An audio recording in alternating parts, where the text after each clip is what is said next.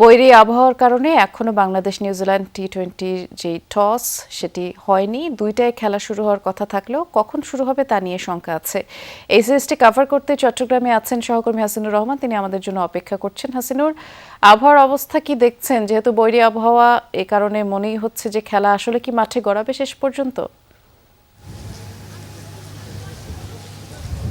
এখন পর্যন্ত যে আবহাওয়া তাতে আসলে শঙ্কাটা জাগছে মনে হয় আসলে পুরো দিনের খেলাটাই কল্ট অফ হয়ে যাবে।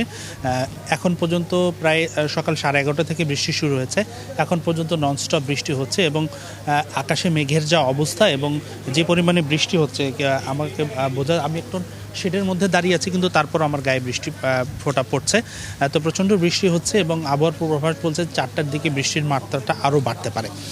তো সেক্ষেত্রে আপাত দৃষ্টিতে মনে হচ্ছে যে কল্ড অফ হয়ে যাওয়ার সম্ভাবনাই বেশি। তবে চিটাগংয়ের মাঠের ড্রেনেজ সিস্টেম ভালো, যদি বৃষ্টি থেমে যায় সর্বোচ্চ ঘণ্টাখানেকের মধ্যে মাঠ প্রস্তুত হয়ে যাওয়ার কথা।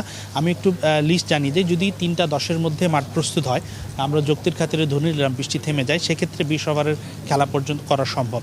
কিন্তু এর পরবর্তীতে যত টাইম গড়াবে তত আসলে ওভার কমতে থাকবে এবং 5:16-র মধ্যেও যদি খেলা শুরু করা যায়, সেক্ষেত্রে সর্বনিম্ন 5-10 ওভারের করে খেলা হবে, মাঝখানে ইনিংসের ব্রেক থাকবে 10 মিনিট।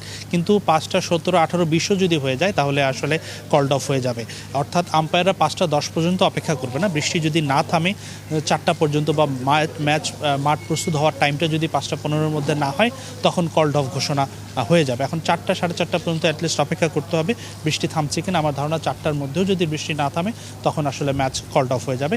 এর আগে যদি থেমে যায় সেক্ষেত্রে খেলা হওয়ার সুযোগ আছে কার্টেল ওভারে। তবে 20 ওভারের খেলা 3:10-এর মধ্যে যদি মাঠ প্রস্তুত হয়ে খেলা শুরু হয় সেক্ষেত্রে হবে। এর পরবর্তীতেই আসলে কার্টেল ওভারের হিসেবটা শুরু হয়ে যাবে। তো এই ছিল আমার কাছে সবশেষ আপডেট। বিস্তারিত জানাচ্ছিলেন, ধন্যবাদ হাসিনুর।